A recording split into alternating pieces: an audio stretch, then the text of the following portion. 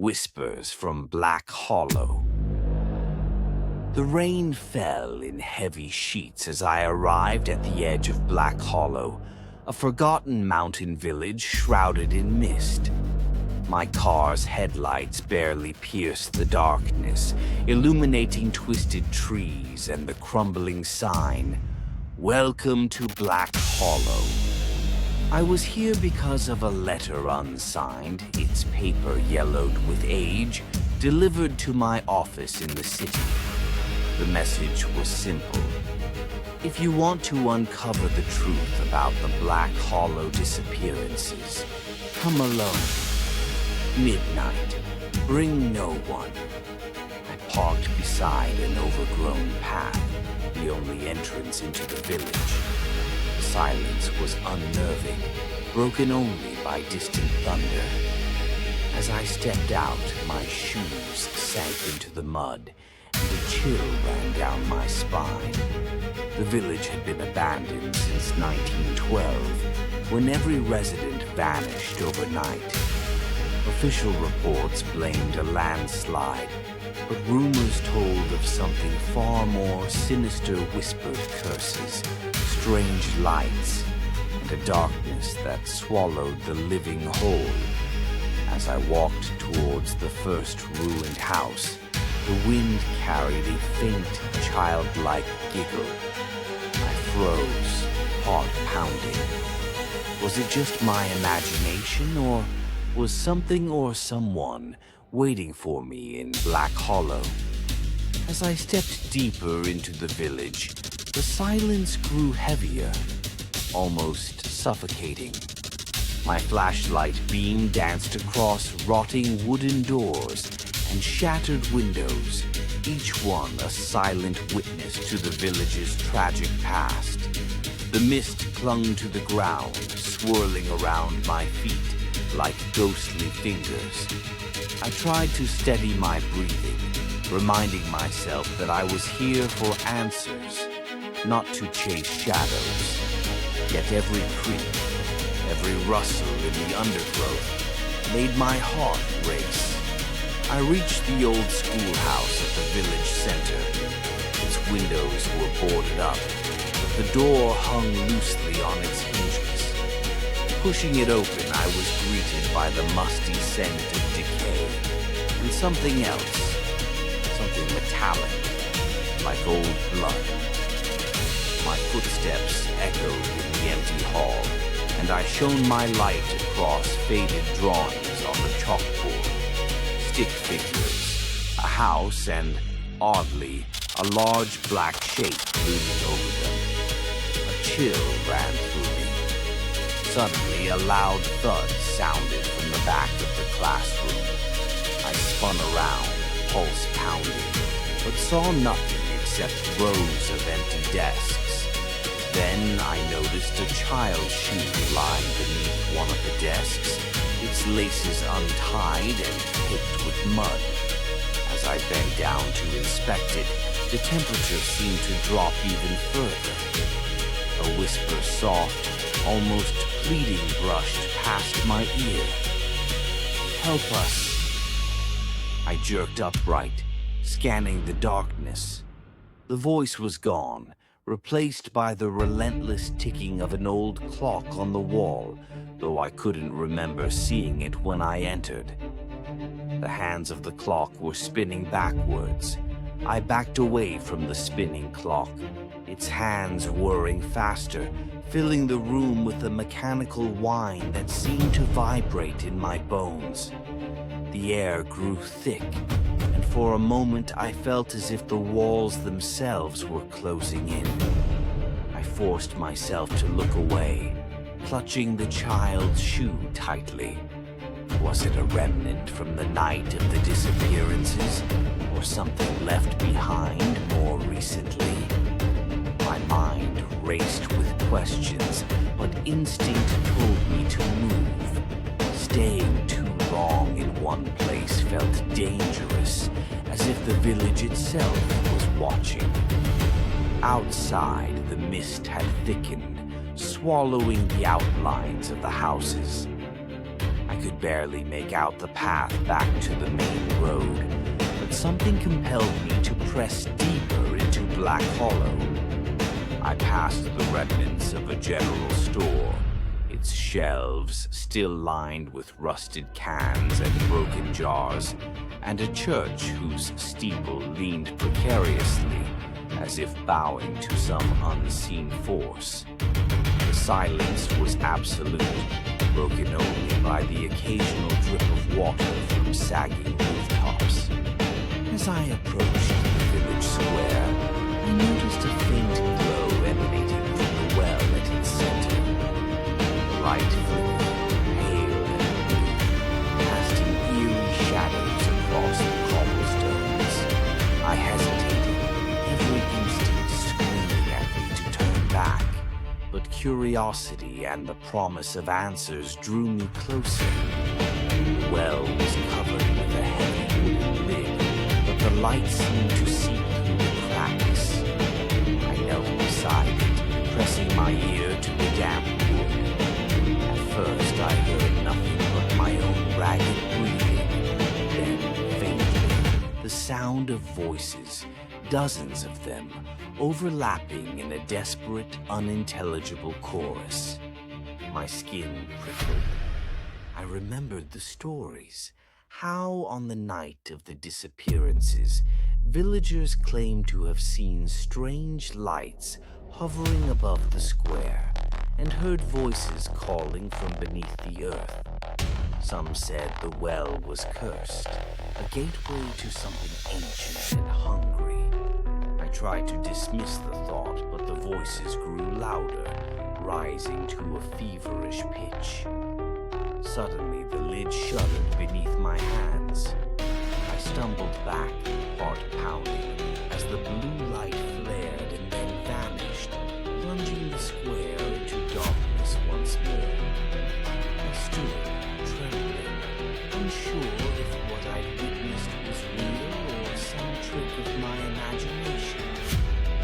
As I turned to leave, I saw fresh footprints in the mud, small, bare footprints, leading away from the well and toward the old rectory at the edge of the village. The prints were wet, as if made only moments before. I hesitated, torn between fear and the need to know the truth. With a deep breath, I followed the trail, each step taking me further from safety and deeper into the heart of Black Hollow's mystery. The rectory loomed at the edge of the village, its silhouette warped by years of neglect. Ivy crawled up the cracked stone walls, and shattered stained glass windows glinted dully in the faint moonlight. As I approached, the footprints became more erratic, sometimes doubling back on themselves, sometimes disappearing entirely in the tangled weeds. My flashlight flickered, casting nervous shadows that seemed to move with a will of their own. I hesitated at the threshold, the heavy wooden door hanging slightly ajar. The air inside was colder, thick with the scent of mildew and something faintly sweet, almost like rotting fruit. The floorboards groaned beneath my weight as I stepped inside, each sound amplified in the oppressive silence. My light swept across the entryway, catching glimpses of faded portraits on the walls, faces blurred by time, their eyes gouged out or scratched away. A staircase led upward, its steps warped and splintered. The childlike footprints continued, smudged now, as if whoever made them had started to drag their feet. I followed them, my heart hammering in my chest. Halfway up, I paused. From somewhere above, I heard the unmistakable sound of humming, a soft, tuneless melody that sent chills down my spine. It was the kind of song a child might sing to comfort themselves in the dark. At the top of the stairs, the hallway stretched out before me, lined with doors hanging off their hinges. The footprints veered into the first room on the right. I pushed the door open with trembling fingers. The room was small, lit only by the pale glow of moonlight filtering through a broken window. Toys lay scattered across the floor. A wooden doll with a cracked face, a spinning top frozen mid-spin, a faded ball resting in the corner. In the center of the room, a child's drawing was pinned to the wall, crude stick figures holding hands beneath a black, swirling sky. The humming stopped. I felt a presence behind me, the air shifting as if someone or something had entered the room. I spun around, but the doorway was empty. My breath came in short, ragged bursts. I backed toward the window, desperate for fresh air, for any sign of the world beyond this nightmare. That's when I saw it, reflected in the cracked glass, a pale figure standing just behind me, eyes wide and hollow, mouth stretched in a silent scream. I turned, but the room was empty. Only the cold and the echo of that terrible, tuneless humming remained. My hands shook as I stumbled from the room, nearly tripping over the scattered toys. The hallway seemed to stretch endlessly before me, each step heavier than the last. Somewhere in the distance, the clock in the schoolhouse began to chime, its sound warped and distorted, as if time itself was unraveling in Black Hollow. I knew then that I was not alone, and that whatever haunted this village was far from finished with me. The chimes from the schoolhouse echoed through the village, each one resonating with an unnatural clarity. I stumbled down the hallway, the sound vibrating through the floorboards beneath my feet, as if the whole building were a great, hollow instrument. My mind raced with images of the pale figure. Its hollow eyes and gaping mouth burned into my memory. I tried to convince myself it was just a trick of the light, a product of exhaustion and fear, but deep down I knew better. Something in Black Hollow was aware of me now. As I reached the bottom of the stairs, I heard the front door creak open. The cold wind rushed in, carrying with it the faint scent of earth and something older, almost metallic. I pressed myself against the wall, heart pounding as footsteps echoed on the porch. They were slow, deliberate, and far too heavy to belong to a child. The footsteps paused, and for a moment, all was still. Then, a voice low, gravelly, and impossibly ancient whispered my name. Elliot, it called, drawing out each syllable with a chilling familiarity. I froze, unable to move or even breathe. The door swung wider, and I caught a glimpse of a shadowy figure, tall and thin, its features obscured by the darkness. It lingered in the doorway as if waiting for me to approach. Summoning every ounce of courage, I stepped forward, clutching the child's shoe like a talisman. "What do you want?" I asked, my voice barely more than a whisper. The figure tilted its head, considering me. For a moment, I thought I saw its eyes black, bottomless voids that seemed to swallow the light. "You came for the truth," it rasped. "But truth has a price." The temperature dropped, frost creeping across the floorboards at my feet.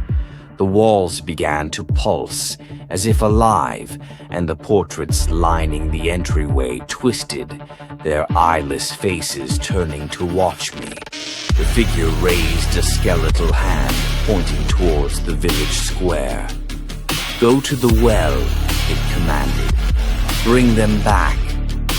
A surge of dread washed over me, but I knew I had no choice. Whatever force haunted Black Hollow had chosen me as its messenger, its witness. I stepped out into the night, the mist swirling around me, and made my way toward the well at the village's heart. The blue light had returned, brighter now, casting long, writhing shadows across the ground. As I approached, the voices from the well rose in a mournful chorus, pleading, accusing, desperate for release. I knelt beside the well, the child's shoe still in my hand, and peered into the depths. The darkness seemed to reach up for me, and I realized with a cold certainty that the only way to end the curse of Black Hollow was to face whatever waited below. The fog had thickened into a suffocating shroud by the time I reached the square. The entire village was awakening, drawn by my presence, or perhaps by what I now carried, the truth and the burden of the villagers' final plea. Shadows darted at the edge of my vision, sometimes the fleeting shape of a child, sometimes a tall, thin figure watching from a doorway. The voices I'd heard in the well now echoed all around me, rising and falling in a desperate, wordless chant. In the square, the well blazed with blue light, brighter than ever before. The air crackled with static, and the temperature plummeted. I felt the weight of countless eyes upon me, villagers, children, the lost souls of Black Hollow, all gathered in the mist. Their forms flickered in and out of existence, sometimes solid, sometimes mere outlines in the fog. Suddenly, the ground trembled. The houses groaned, their walls warping and windows shattering, as if some great force were straining to break free. The clock in the schoolhouse began to chime, each note distorted and agonizingly slow, echoing through the village like a death knell. The blue light from the well surged, forming a swirling column that reached for the sky. I was drawn forward, powerless to resist. The villagers' faces swam before me, pleading, accusing, desperate. The tall, shadowy figure appeared at the edge of the square, its hollow eyes fixed on mine. It raised a skeletal hand and pointed to the well. "Now," it whispered, its voice 1,000 voices layered into one. "End it. Set us free or join us forever." My heart hammered in my chest as I stepped to the edge of the well, the blue light bathing me in its unnatural glow. The voices rose to a fever pitch, the ground shaking beneath my feet. I knew that whatever choice I made here would decide not only my fate, but the fate of Black Hollow itself. The blue light from the well swirled around me, cold and blinding. The villagers' voices rose to a deafening crescendo, pleading for release, for justice, for peace.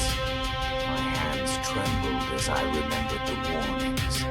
The well was not a blessing, but a prison. The thing below was never meant to be freed. But now, with the entire village watching, I understood. The only way to break the cycle was to confront the darkness. I reached into my pocket and pulled out the child's shoe, a token of innocence and memory. Whispering a silent apology, I dropped it into the well. The ground shook. The blue light flared, then collapsed inward, sucking the mist, the voices, and the shadows down into the depths. For a moment, there was silence, pure and absolute. The villagers' forms flickered, their eyes meeting mine in gratitude and sorrow. One by one, they faded, leaving only the tall, shadowy figure, who nodded solemnly before dissolving into the morning light. I found myself alone in the square, the village eerily quiet. The sun was rising, burning away the last traces of fog. For the first time, Black Hollow felt empty, truly abandoned. I staggered back to my car, exhausted but alive. As I drove away, I glanced in the rearview mirror. The village was gone, swallowed by the forest as if it had never existed. Relief washed over me, but as I reached the main road, I noticed something chilling. The child's shoe was back on the passenger seat, clean and new. A cold shiver ran down my spine. On the dashboard sat a single yellowed envelope. No name, no address. Inside, a new note, written in that same spidery hand. Thank you for remembering. But some doors, once opened, never truly close. As the sun climbed higher, I realized the curse of Black Hollow was not broken, only waiting for the next seeker of truth. And somewhere, in the depths of the earth, the voices began to whisper once more.